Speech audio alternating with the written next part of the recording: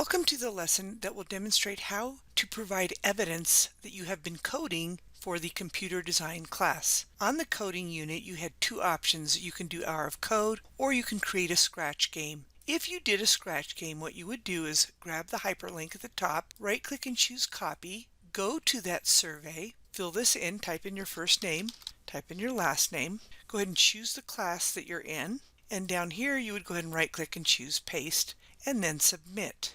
However, if you did not do a Scratch game and you did Hour of Code, this link is going to be different. You will go to the Hour of Code, and if you click on More when you're within a lesson, you can see the lessons that you have completed by the green. So I'm going to go ahead and load Screencastify to record the evidence. I'm going to make sure the microphone is on. I will choose More and make sure System Audio is not selected. I would then choose Record, choose the screen, and choose Share.